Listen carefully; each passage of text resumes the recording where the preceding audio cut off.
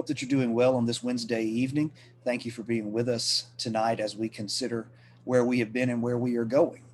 We're not going to get into an in-depth study tonight. We will reserve that for next week, but I do want to map out kind of where we have been, where we will be, and then hopefully where we're working towards in the future. And so, as we think about our Bible classes together in a little over 12 months together, we spent some time, and this is where we've been. We've studied the books of First and Second Thessalonians on Wednesday nights, and we studied those epistles of Paul focused in on hope. Especially when we were in the middle of the pandemic, hope was a really important thing to hold to. And of course, we're still in that pandemic, but not in the same way we were at the very beginning. A lot of uncertainty. We didn't know anything about it, and we were just locked down. And so we spend some time looking at First and Second Thessalonians and the hope that is ours in the resurrection and what the resurrection promises, which is the second coming of Jesus. Now, where we've been for a considerable amount of time is studying the Gospel of John, the Gospel of Belief, which we concluded last week when we gave an overview of everything that we had been through together in John and tried to see the full picture that John has painted for us of Jesus. And I think that study was important because we need to have a good idea in our minds of who Jesus is, what he teaches, why he was here, and to really just understand the heart of the gospel. And so that's why we spent a lot of time looking through John. We were a little bit slower on the front end, and then we picked up the pace a little bit, and we looked at a chapter, a class session. And sometimes that could be 30 minutes, sometimes that could be 45 or 50 minutes. And so it was a heavy load to try and digest everything that the Gospel of John has to say for us. Now let's talk about where we're going to be starting next Wednesday night. I want us to look at the books of First and Second Kings in the Old Testament, the books of First and Second Kings. Now, we're going to leave that right where it is. We'll come back to First and Second Kings here in just a minute, but I want us to kind of give a rationale of where we're going. Where do we hope to be? Why are we looking at Kings, and where are we going with it? Okay, so a number of people throughout this last year have expressed a lot of interest in the study of Revelation. And I believe that's a tremendous study and a tremendous desire. It's shrouded in a lot of mystery. There are a lot of people that take that text and really just absolutely abuse it. And sometimes a lot of people shy away from it because it is apocalyptic in its nature. Its literature, its literary form is different than most of the books that we see in Scripture. And so with a number of people having that request or that desire to study Revelation, what we're going to do is try and build ourselves to that point. It's not something that I believe we should just jump right into. I think we need to lay some groundwork and some foundation so that when we get to Revelation, we can focus more on what it is saying and how to interpret it. And we have a backdrop to help us do that. Because if we jump right in, not only would we have to focus on what it's saying and interpreting symbols, but we would have to we would have to go back and spend a lot of time looking at different texts in the Old Testament in particular and explaining why and the history behind all of those things that led to this image being used that's now being picked up again. And so hopefully we can study some things in the process that will get us ready for that. And that's one of the reasons why we're looking at First and Second Kings, because after First and Second Kings, we want to look at one of two prophetic books. I haven't just made up my mind yet about which one we're going to look at. Actually, one of three we could look at. And those would be the prophets of Isaiah, Ezekiel, or Daniel. Isaiah, Ezekiel, or Daniel. And Isaiah, the reason why we say Isaiah, Ezekiel, or Daniel is because they have apocalyptic literature in them. Daniel, the entire second half is apocalyptic in its nature. And a ton of those images are picked up in Revelation. Ezekiel has a lot of apocalyptic imagery in it, especially the very end, this restored temple and what it shows us and the images that we find of heaven in Revelation 21 and 22. Isaiah will also have several apocalyptic sections within it. And so I want us to look at those books to get ourselves familiar with apocalyptic literature, how it works, how it's communicated. But to be able to really understand those prophets, you have to understand the kings. You have to understand what's going on in Israel. How did they get to this point? Because Ezekiel and Daniel in particular are exilic prophets. They're preaching in the exile. And so we need to understand the long history that led them to the exile.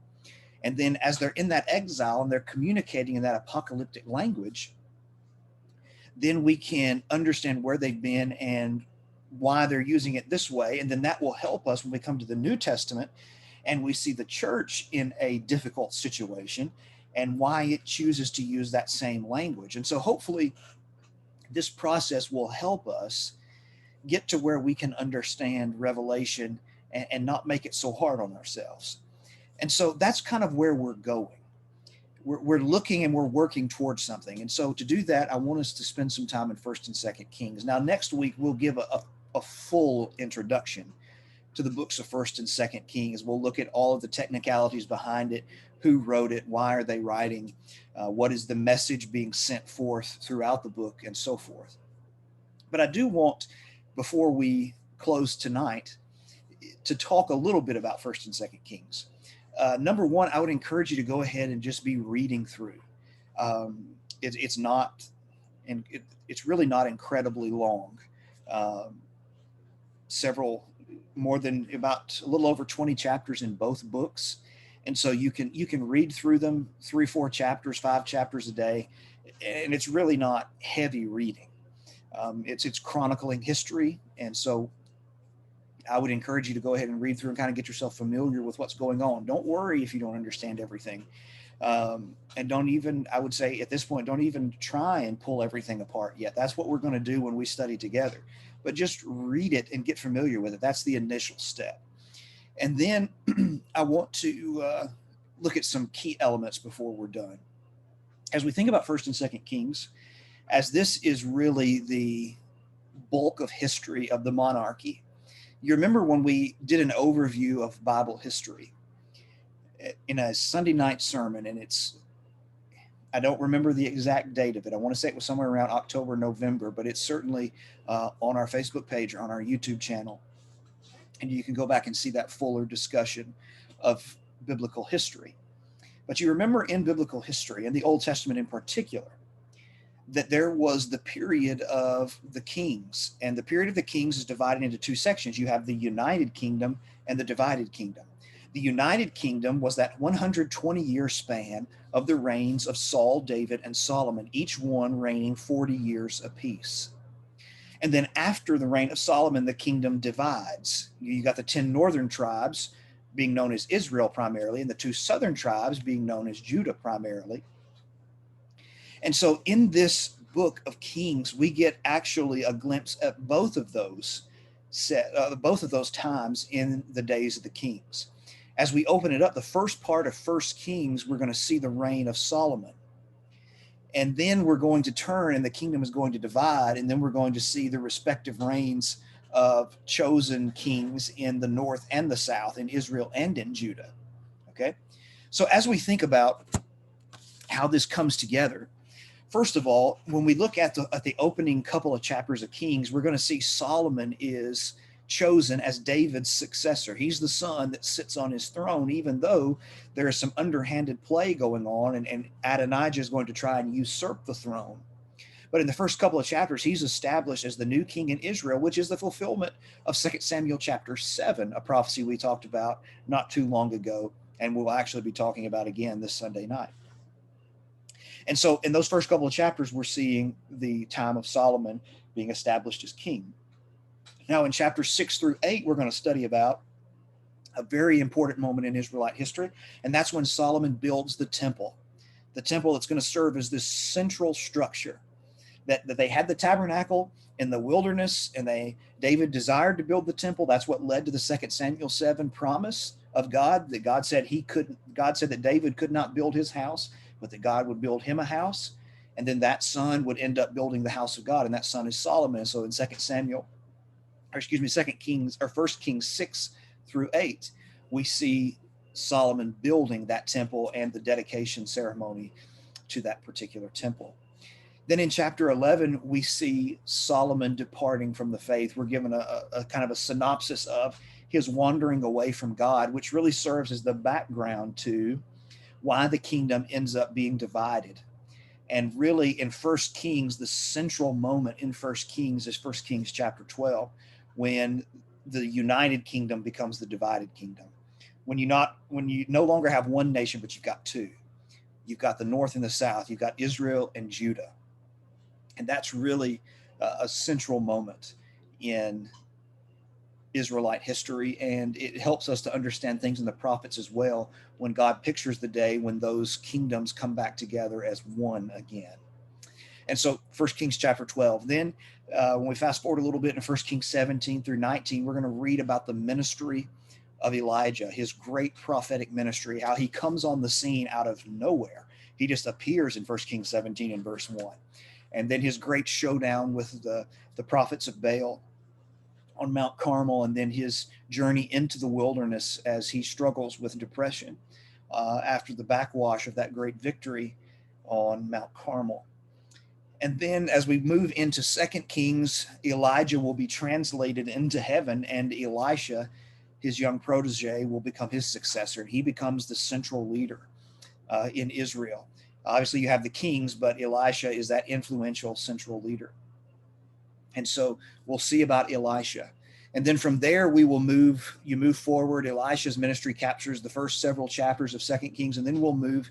And the next really benchmark or key moment in history is 2 Kings 17, when those 10 northern tribes, Israel, are taken into Assyrian captivity in 722, 721 BC. And then after that, we'll learn about the good reign of Hezekiah. We'll learn about the good reign of Josiah. In between them is the evil reign of Manasseh, where he kind of tips the scale, and God says, okay, that's enough. Nothing, you're going into captivity, and nothing is going to change that. Even though Josiah and his good reign come after Manasseh, it was not enough to turn it around. God does tell Josiah, because he had a tender heart, that the captivity will not happen during the days of his life, but it is coming. And then when we get to chapters 24 and 25, at the conclusion of the Kings, we find them being carried off in 3 different segments to the Babylonian captivity. And so these 2 books, about a little under 50 chapters, are really important for understanding Old Testament history, especially the history of Israel. And really, when we kind of get when we get these books in, we can start to understand the prophets who are sprinkled. The majority of them are sprinkled throughout the books of the Kings. And so it really opens us up to not just getting to then the prophets and then to Revelation, but it opens us up to a lot of things and helps us to understand a lot of Old Testament images in the prophets, help us to understand New Testament images. It helps us to understand New Testament allusions to Old Testament history. And so these books are really, really important and central. And if we can get a good handle on them, it will really help us in our understanding of Scripture. So I'm excited about this study. I've bought many books, surprise, surprise, and I'm looking forward to digging into them and digging in, of course, most importantly, to the Scriptures and learning more myself in this process. And hopefully we can learn and grow together. So I'm excited about the study. Hope you'll join us next week as we kick off the study of 1st and 2nd Kings.